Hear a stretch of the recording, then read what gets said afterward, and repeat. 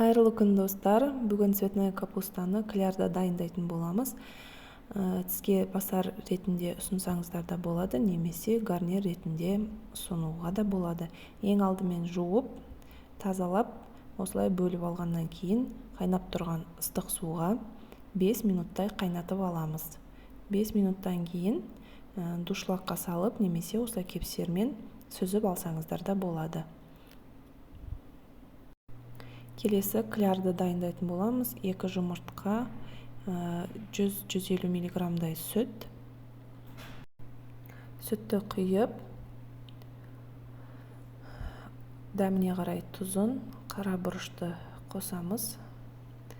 Содан соң жақсылап араластырып аламыз, тұзы ерігенге дейін. Достар, менің каналыма тіркеліп, басқа да жақсы видео рецепттарды көрсеңіздер болады. Енді келесі ұсақтап туралған сарымсағымызды, чесногымызды қосамыз. Одан кейін ұнды салып, 4-5 қасық ұнды салып, қою болғанға дейін араластырып, клярымызды дайындаймыз. Мінекей осындай консистенция болу керек. Мен енді сырды теркадан өткізіп қостым. Сіздер енді қалауларыңыз бойынша қоспай қойсаңыздар да болады. Келесі енді осы дайын болған клярымызға капустамызды араластырамыз да, содан кейін қызып тұрған майымызға қуыратын боламыз. Өте тез, жылдам піседі.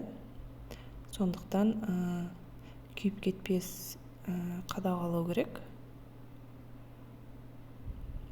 Мінекей осылай екінші жағына аударып қуыратын боламыз. Өте дәмді болып шығады. Мінекей осылай салфеткаға, қағазға салып, артық майын сіңіріп аламыз. Достар, рецептім сіздерге ұнаған болса, лайк басып, комментарий жазып кетіңіздер. Рахмет назарларыңызға.